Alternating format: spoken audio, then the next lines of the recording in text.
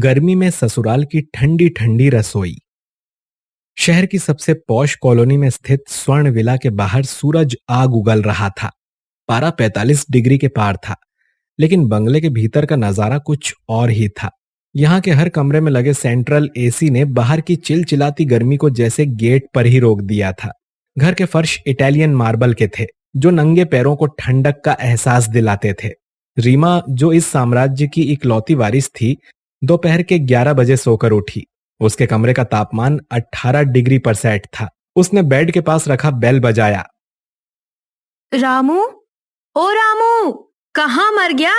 मेरा bed tea और ताजा स्ट्रॉबेरी शेक अभी तक क्यों नहीं आया? तभी नौकर रामू कांपते हाथों से ट्रे लेकर अंदर आता है।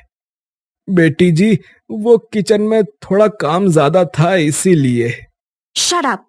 अपनी ये बेकार की सफाई अपने पास रखो। तुम्हें पता है ना कि मुझे देरी पसंद नहीं है। और ये ट्रे यहाँ मेज पर क्यों रखी? मेरे हाथ में दो। रीमा का व्यवहार हमेशा से ऐसा ही था। वो पैसे और रुतबे के नशे में चूर रहती थी। उसे लगता था कि दुनिया की हर चीज खरीदी जा सकती है। इसी बीच हॉल में धनंजय और ललिता गहरी चिंता में बैठे थे। तभी रामू चाय लेकर वहां पहुंचा, लेकिन घबराहट में चाय की प्याली धनंजय के पैरों के पास गिर गई। Oh my God! नालायक, सो डर्टी फेलो। तुम्हें तमीज नहीं है कि पापा के सामने कैसे आना है? तुम्हारे जैसे गरीबों को बस काम चोरी आती है। पापा, इसे अभी नौकरी से निकालिए। शांत हो जाओ रीमा, बेचारे से गलती हो गई। इंसान है, मशीन नहीं। और रही बात गरीबी की, तो याद रखना कि पैसा सिर का ताज हो सकता है, लेकिन पैरों की जमीन मेहनत ही होती है।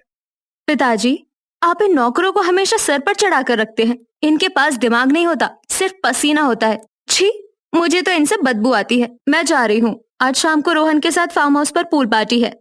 बेटी, बाहर बहुत गर्मी है, लू चल रही है। मम्मा, मेरी कार पूरी तरह एयर कंडीशन है और फार्म हाउस भी घर में उन लोगों के लिए है जिनके पास पैसे नहीं है। रीमा के जाने के बाद धनंजय ने एक गहरी ठंडी आह भरी। उनकी आंखों में चिंता साफ दिख रही थी। ललिता, देख रही हो हमारी बेटी की सोच कितनी संकुचित हो गई है। उसे लगता है कि दुनिया सिर्फ एसी कमरों और रेशमी पर्दों तक सीमित है। मुझे डर है कि इसका ये घमंड इसे कहीं ले ना डूबे। जी, मैं भी यही सोच रही हूँ, पर अब वो बड़ी हो गई है। इसकी शादी की बात चलानी चाहिए। मैंने एक लड़का सोच रखा है, दीपक। मेरे ही ऑफिस में काम करता है।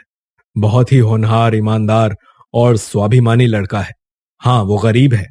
उसके पास रहने को एक छोटा सा मकान है, लेकिन उसका दिल सोने का है। दीपक, पर रीमा, क्या वो वहां रह पाएगी? वो तो बिना एसी के एक पल नहीं रह सकती। यही तो उसकी परीक्षा है ललिता। उसे ये समझना होगा कि सुख सुविधाओं में नहीं, रिश्तों में होता है।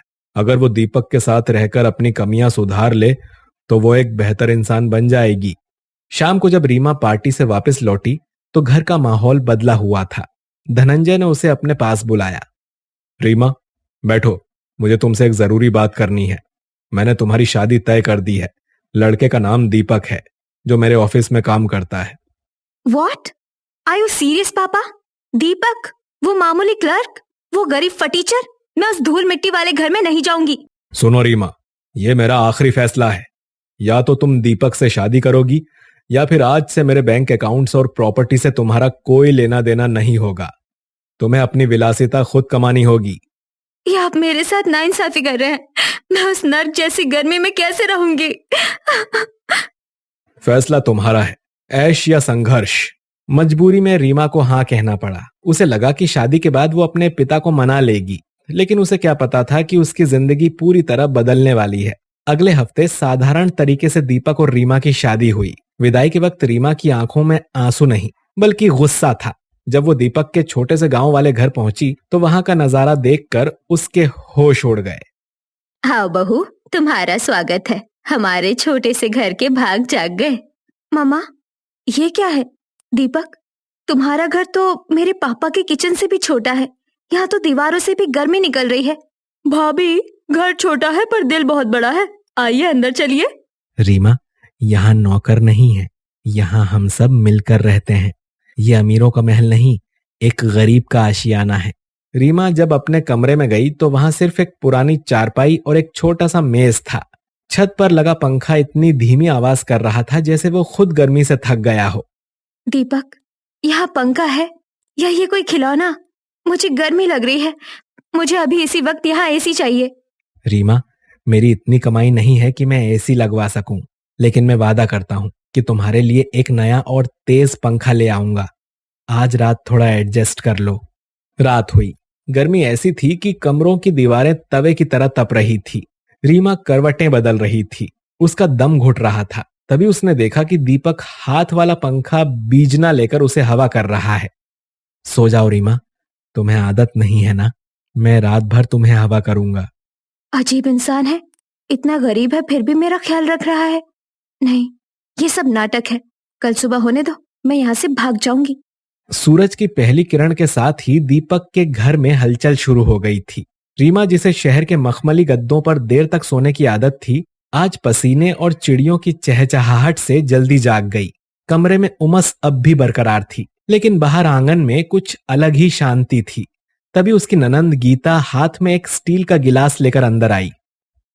भाभी, गुड मॉर्निंग। ये लीजिए, मैंने आपके लिए खास कॉफी बनाई है। सच कहूँ तो मैंने आज से पहले कभी कॉफी नहीं बनाई थी, पर टीवी में देखा था। बताइएगा कैसी बनी है। मेरे लिए कॉफी? Thank you Gita. वैसे तुम्हें पता है, मेरे मायके में तो विदेशी बीन्स वाली कॉफी आती थी और उसे बनाने के लिए अलग से शेफ होता था। रीमा अपनी अमीरी की बातें बताते बताते अचानक रुक गई। उसने देखा कि गीता फटी हुई चप्पलें पहनी थी, लेकिन उसके चेहरे पर रीमा की सेवा करने की सच्ची खुशी थी। रीमा को महसूस हुआ कि यहाँ अभाव तो बहुत है, पर सत्कार में कोई कमी नहीं। बहू, अगर जाग गई हो तो हाथ मुंह धोकर नाश्ता कर लो। रात भर गर्मी में ठीक से सो भी नहीं पाई होगी। रीमा जब रसोई की ओर बढ़ी तो नजारा देखकर दंग रह गई। मिट्टी की बनी छोटी सी रसोई जिसमें धुआं भरा हुआ था। उसकी सास ममता जमीन पर बैठकर लकड़ी के चूल्हे में फूंक मार रही थी। बाहर का तापमान 42 डिग्री था और चूल्हे की आग उस गर्मी को दोगुना कर रही थी। ममता का चेहरा पसीने से तरबतर था और उसकी आंखें धुएं से लाल हो रही थी। माँ जी, ये आप क्या कर रही हैं? इतनी चिलचिलाती गर्मी में चूल्हे के पास? आपके पास गैस सिलेंडर नहीं है क्या? बेटी, गैस सिलेंडर कैसा होता है हमें तो ये भी नहीं पता। हमने तो सारी उम्र इसी चूल्हे पर रोटियां सेकते हुए गुजार दी। गरीब की रसोई में आग ही उसका नसीब होती है। मैं कितनी स्वार्थी थी। मैं तो सिर्फ पंखा न होने का रोना रो रही थी, लेकिन असली गर्मी तो माँ जी झेल रही हैं, बिना किसी शिकायत के, सिर्फ हमारे पेट पालने के लिए। धीरे धीरे दिन बीतने लगे। रीमा का घमंड उस चूल्हे की आग में पिघलने लगा था। अब वो घर के कामों में हाथ बटाने लगी थी।